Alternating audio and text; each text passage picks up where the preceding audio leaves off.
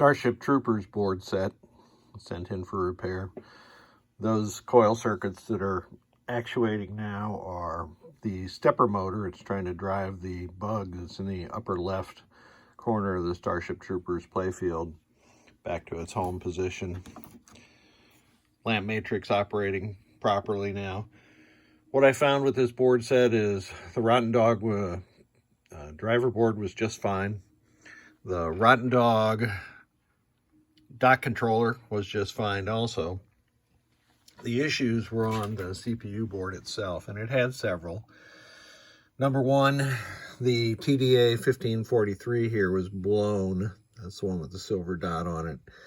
And that caused a horrific, I guess, problem with the audio. It would be distorted and at great volume, and the root cause was that one of the pins accepts a clock signal from the BMST 2000 through this 74 LS04, and the clock signal was being pulled down to ground, so it was effectively getting no clock signal.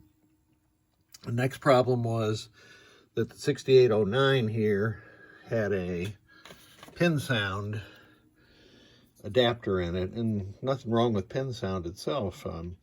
I like the product, but the adapter has machine pin sockets on the bottom of it, and that destroyed the OEM 40 pin socket here.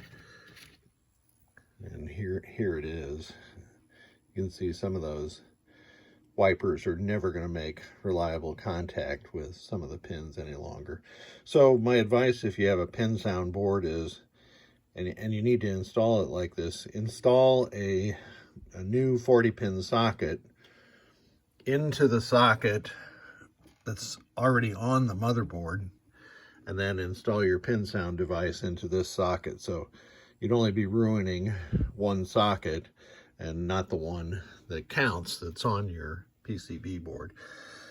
The other problem with this board was somebody had replaced U201 here, probably to address a problem I see fairly often where the CPU board just fails to communicate with the plasma display. And that's usually the problem unless alkaline corrosion has gotten under the connector or something. That did not allow the two chips there, both HC245s, to communicate data and address lines to the driver board, and the driver board was essentially dead. StarShip Troopers is unique, well, at least there may be a few other games. Harley-Davidson may do this also. But you can boot the game without a driver board. Other games, later games like Monopoly, let's say, you cannot boot the CPU board without being connected to a working driver board that sends a reset pulse or a WhiteStar timer pulse back to the CPU periodically. With StarShip Troopers, you can do it without that. So let's put this board set through its paces and make sure that we've got everything working correctly. First of all, we've got the proper voltages coming out of the driver board for the coils. And let's get into service menu. Switch test. I'm going to use my one of 4 Pennytech testers that I have here to work through all the switches.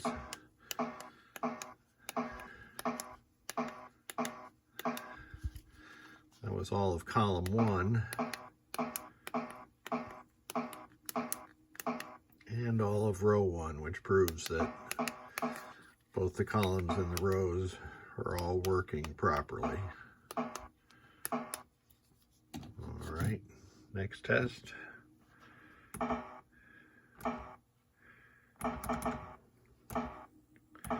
Is coil test, and we will cycle through them.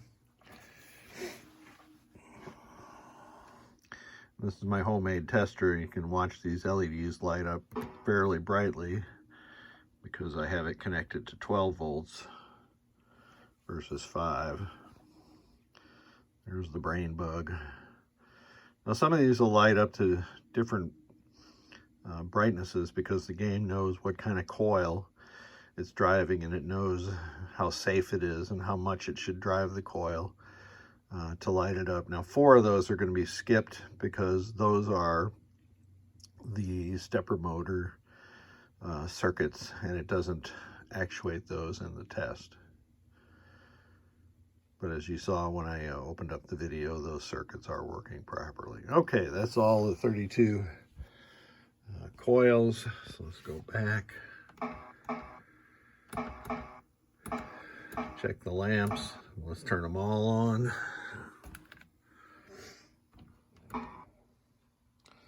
Again, another homemade tester, and you can see that all those are working properly. Next test is the flashers. And this is just reactivating a bunch of the coil circuits. All working properly.